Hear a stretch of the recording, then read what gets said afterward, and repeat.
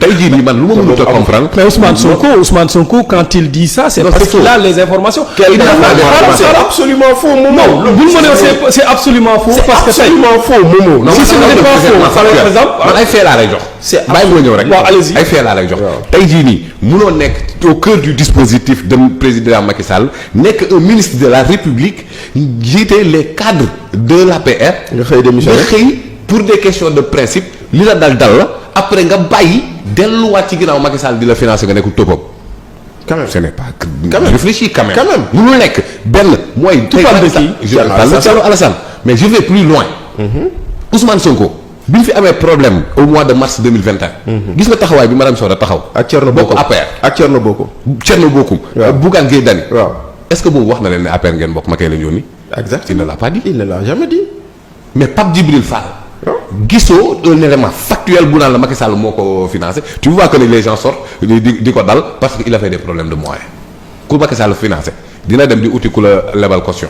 gis nga waa ji génn wax caution bi n'est-ce pas. gis nga professeur Amsatou Sidibé lu mu wax. ne samay parrainage la jël. ku Macky Sall financé. di nga am loolu di nga am problème yooyu noonu. vraiment donc il faut dire les choses telles qu'elles sont. il faut appeler le chat par le chat. La stratégie. il a fait dafa def politique politicienne qu'on n'a jamais cessé de dénoncer et qu'il n'a jamais cessé de dénoncer. ay stratagème politique basée sur des choses. mais c'est de bonne guerre. ce n'est pas de bonne guerre. c'est pas de bonne guerre. en politique c'est de bonne guerre. ñu tey bu ñu koy wax c'est-à-dire dañ ne la candidat de rupture dañ ne la non politique de rupture boo xamante ne dafa danaa la contester tout li nga xamante ne moom lañ fi doon teg yu anti éthique sur le plan politique loolu lañ dénoncé ba yegg ci niveau bii nii. donc waroo mën a yegg foofu noonu ba pare nag tu retournes en arrière et c'est là où aussi je pointe du doigt le fait que doo wuyu Karim Wade parce que il est un acteur du système que tu combats. après tey jii nii c'est Karim Wade l'allié numéro 1. jamono jooju peut-être am na. jamono contexte non waaw xam nga la man jamono jooju dama ko doon wax dama def benn live ma expliqué ne sa waay juum na ñoom ñu ma doon saaga naan ma juumul moo ne ci dëgg ñii dañ leen war a kii. ma ne leen lii du élection locale du élection présidentielle la c'est un homme fauteuil la. kon Karim Wade bu la wooyee wuyu ko ñu ne ma war ko wuyu parce que c'est un homme bi ce sont les mêmes. qui applaudissent aujourd'hui mais c'est vrai ne la oui il a raison mais finalement xam nga lan la may damay jàpp ne moo tax lu bëri temps yi ma xaw cee retiré même sur les réseaux sociaux parce que dama gis ne Sénégal émotion la ñuy politiquer. tey jii nii man gis naa kuy jug attaquer sëriñam.